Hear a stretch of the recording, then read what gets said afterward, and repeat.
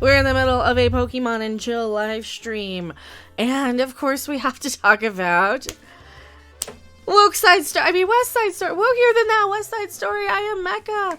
And it wants to play a thing at me. Let's not play the thing at me here, shall we?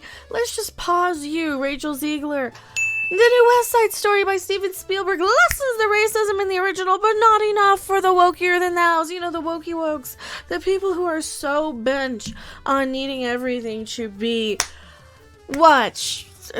segregated at this point. Everything needs to be segregated and stereotyped and categorized into the neatly little compartmentalized categories and filings of the most stereotypes that we can fit on screen. So much so that I already covered this in a video previously. Steven Spielberg did not want to have any subtitles for the Spanish. So sure. Your demographic, Steven Spielberg, is mostly people in their 50s who went to see this, you know, and a whole whopping, 300 of them? That's about what?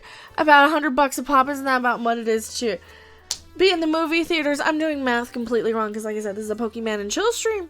When I saw the depiction of Puerto Rico in the first version, I was embarrassed. Ignorance, banality, and violence define the Puerto Rican characters this time, too.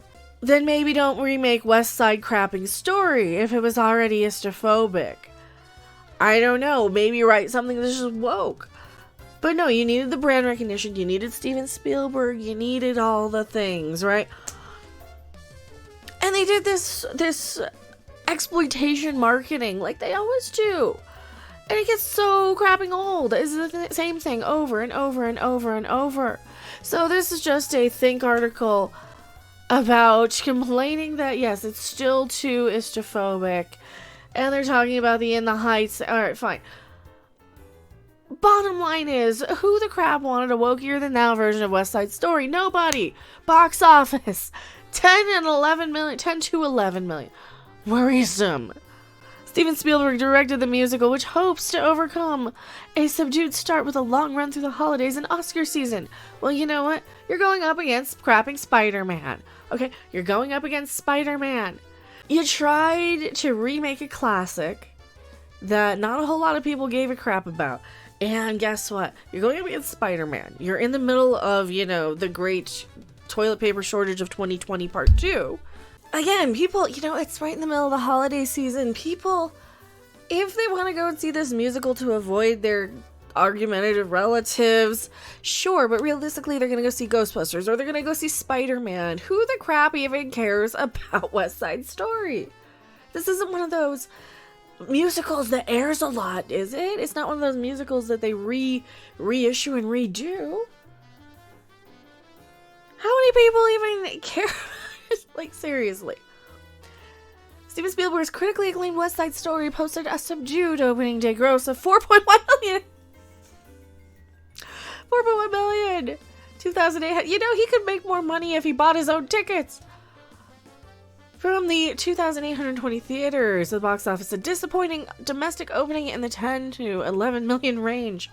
The good news, if those projections hold, the 20th century Disney film will claim the #1 spot on the chart ahead of the Disney animation holdover Encanto. Well, that's because you're going in between, in the middle of nothing and Spider-Man. So Spider-Man's just going to knock everything out of the water anyway.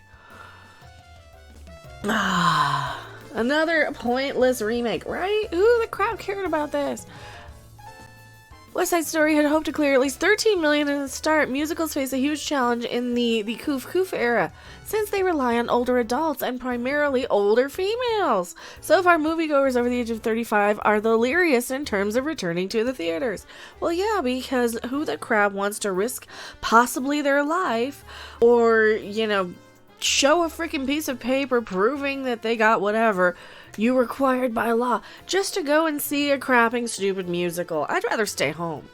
Especially in this day and age, it's going to be out on DVD in a month anyway. You're not missing, it's not like there's going to be a whole bunch of spoilers or reveals. There's not going to be some end credit scene setting up the next one like a Marvel movie. No, this is a musical that we already know the outcome of. This is a musical that nobody cared about, nobody wanted, nobody needed, and nobody wants to go and see. The movie earned an A cinema score from audiences with the largest quadrant were ticket buyers over the age of 55.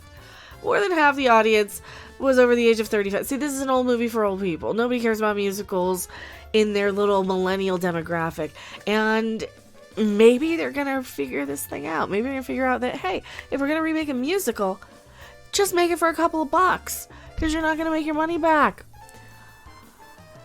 Especially when you're using the wokier than thou marketing. And that was the other thing. They started insulting people by saying, hey, Stephen Spielberg, he said it's going to be racist if they put it in English subtitles. So you know what the crap's going on. And a lot of people said, you know what, I don't care. I don't understand what they're saying, so I'm going to dip. That's not racist. That's marketing. That is trying to... And seriously, for crying out loud, you're going to insult the very people who support this crap by not even making it for them.